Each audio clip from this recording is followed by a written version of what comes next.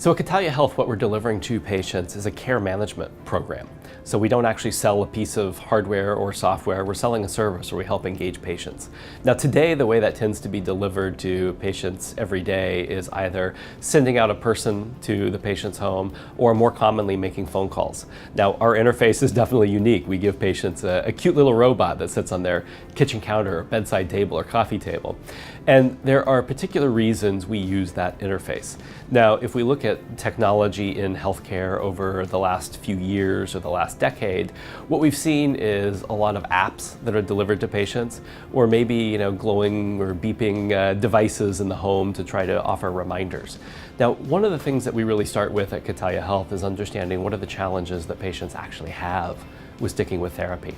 And it doesn't tend to be around forgetting and remembering to do something. That's not the challenge. There are a lot of other issues that patients are dealing with every day around symptoms or side effect management or psychosocial issues that come with chronic disease. And the entire reason that we use the robot as an interface has a little bit to do with technology, but a lot to do with psychology. In particular, the psychology of what happens when we as people interact with one another. Now, we know that talking with someone face-to-face is a bit different than talking with them via text or email or even a great video conference system. And when we're face-to-face with someone, we're more engaged in the conversation. It turns out that we actually find that person that we're talking with to be more credible, more informative, and more trustworthy. Research that I started doing here at MIT 16 years ago showed that those differences carry over into the world of technology. In other words, when we put that robot in front of a patient that can literally look them in the eyes while it's talking to them, we get those effects, the psychological effects of face-to-face interaction. And so that's why we use that as the interface with our patients. Now, the way that Meibu actually works in terms of the day-to-day interaction is kind of like technology that many people are familiar with today, like the Amazon Echo or Siri on the iPhone, which is to say it's simply a conversation back and forth. The robot may start off with something like, oh, hey, how are you feeling this afternoon? Just wanted to check in with you. And depending on that person's answer, could go off in a number of different directions. So there's a lot of technology that's in the background that makes this work.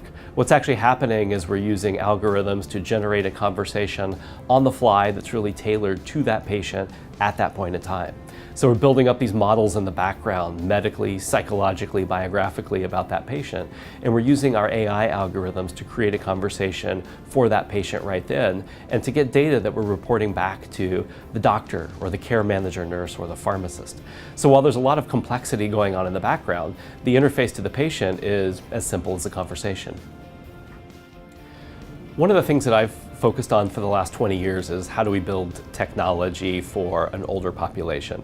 Now, today it's a bit different than 20 years ago in that people are becoming more and more tech savvy, but some of our patients have never owned a computer and never owned a cell phone. And so when we're trying to use technology that's commonly built today, there are some particular challenges. This is one of the reasons that we focused on a conversational interface that can understand a lot socially about what's going on with that person. So if we think about the world of interactive or social robots, then using some of the cues that we commonly use in conversation are very powerful in making this easy to use. For example, our robot actually looks at the patient and makes eye contact. So it's a fairly subtle cue, but one that's actually very important. The conversation itself is literally just that, a conversation back and forth. We're not asking the patient to look up any menus or type anything on a screen. The robot's talking to them, they're able to talk back to it.